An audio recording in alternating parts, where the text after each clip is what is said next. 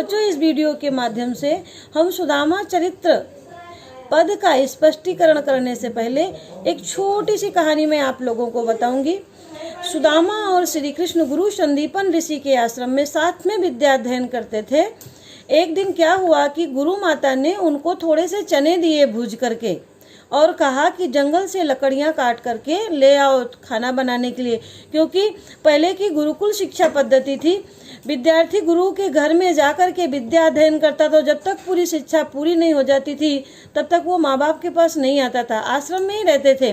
तो कृष्ण और सुदामा जो थे, सुदामा बड़े थे और कृष्ण छोटे थे। तो गुरु माता ने क्या कहा कि वो जो चने की जो पोटली थी उसको सुदामा को दिया और कहा तुम बड़े हो, इसको अपने पास रखो और अगर रास्ते में आपको भूख लगे तो दोनों मित्र आपस में बांट के खा लेना। कृष्ण और सुदामा जंगल गए, लकड़ियां तोड़ी और जंगल दूर था। लकड़ियां तोड़ते लाते हुए उनको शाम हो गई। अचानक से चारों तरफ बादल घिर आए और बिजली कड़कने लगी, खूब जोर से वर्षा होने लगी। तो वो लोगों को जो ऐसा लगा कृष्ण और सुदामा को, अभी मैं आश्रम नहीं पहुंच सकता हूं, तो जब तक वर्षा होती है तब तक चलो कहीं किसी पेड़ के नीचे छिप जाएं।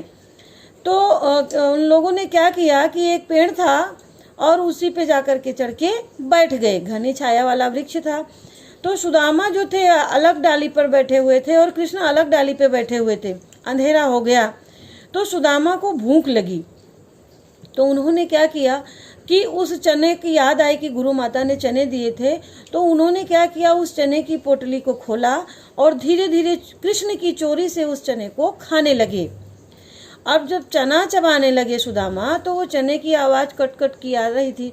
तो कृष्ण जो दूसरी डाली पर थे, अंधेरा था, उनको दिख नहीं रहा था, इसलिए उन्होंने क्या कहा कि सखा क्या खा रहे हो, मुझे आवाज आ रही है। तो उन्होंने कहा अरे मैं कुछ नहीं खा रहा हूँ, इतनी जोर वर्षा हो रही कि मुझे बहुत तेज ठंडी लग रही है और उस ठंडी से मेरे दांत कटकटा रहे हैं, मैं कुछ खा नहीं रहा हूँ। तो जो है कृष्ण ने कहा अच्छा वो गुरु माता ने जो चने दिए थे वो तो मुझे दे दो, मुझे बहुत जोर की भूख लगी है। तो सुदामा ने झूठ बोल दिया और उन्होंने क्या कहा, अरे उस भाग दौड़ में जब पानी की वर्षा हो रही थी तो वो पोटली कहीं हमसे गिर गई। झूठ भी बोल दिया और मित्र का हक भी खा लिया।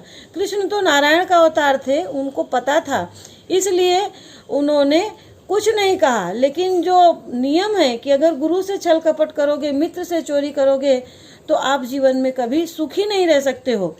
तो वही हुआ सुदामा के साथ में।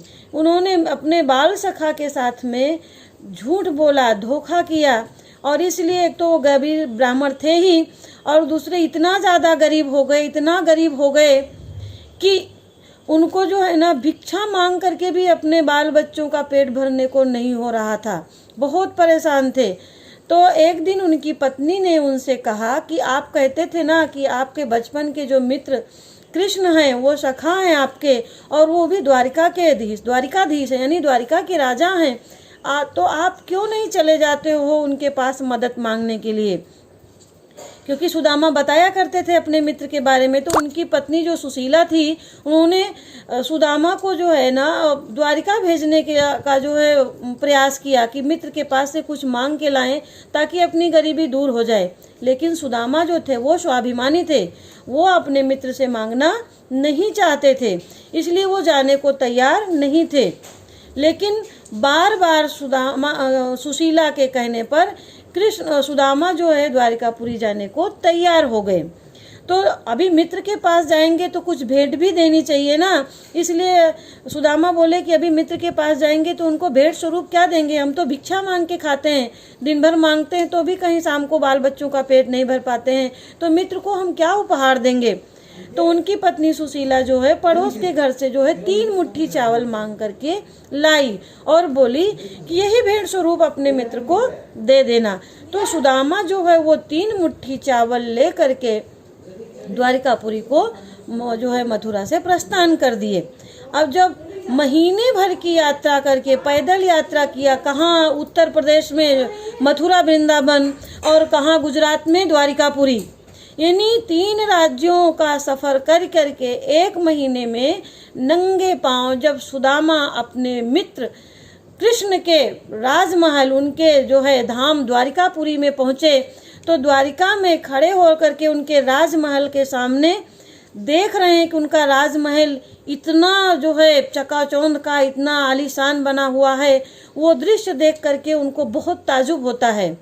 और जो है द्वारपाल जो है यानी सुदामा श्री कृष्ण के महल के द्वार पर जो पहरेदार खड़े हैं वो सुदामा को देख करके बहुत ताजुब करते हैं कि ये कौन सा इतना गरीब ब्राह्मण है जो कि यहाँ पर आया हुआ है, क्योंकि द्वारिका में तो कोई इतना गरीब नहीं है।